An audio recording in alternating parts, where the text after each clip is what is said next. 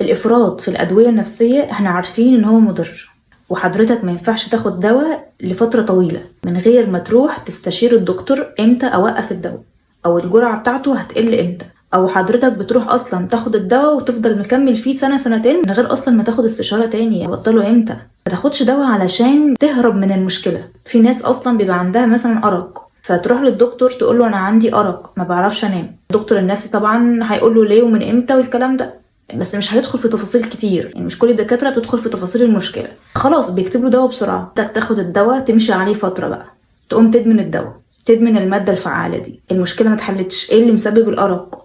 الارق ده اصلا انت ما اتولدتش بيه. المشكله اللي عملت لك الارق دي، المشكله اللي طيرت النوم من عينك، اتحلت ولا لسه؟ شباب كتير قوي الفتره الاخيره بياخدوا ادويه نفسيه بشكل كبير جدا، وده انا شفته في الاستشارات. يعني الشخص يبقى بياخد ادويه معينه ماشي عليها بالسنه والاتنين والتلاته بس مش قادر يبطلها. ده نتيجه لاهمال حضرتك، ان انت لا بتروح للدكتور اصلا بتقول له امتى هوقف الدواء، ولا بتقلل الدواء، ولا بتوقف، ولا بتقرا اصلا عن الدواء.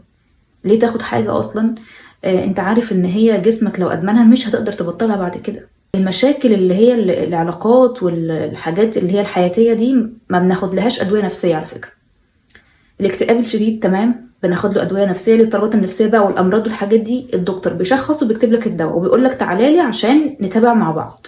لكن لما يكون عندك مشكلة وانت بتهرب منها ومسببة لك أعراض، يعني مثلا قلق أو مش عارف أنام مثلا، ما بقيتش واثق في حد أو ما بقيتش واثق في نفسي، تاخد أدوية ليه؟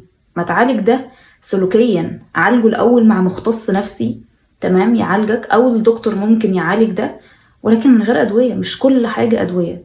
الأدوية مهمة، أنا ما قلتش إن هي مش مهمة، بس لما الدكتور يقول لك تعالى لي روح، ما تقعدش سنة واتنين وما تروحش. انت متخيل يعني خطورة الأدوية جامدة جدا.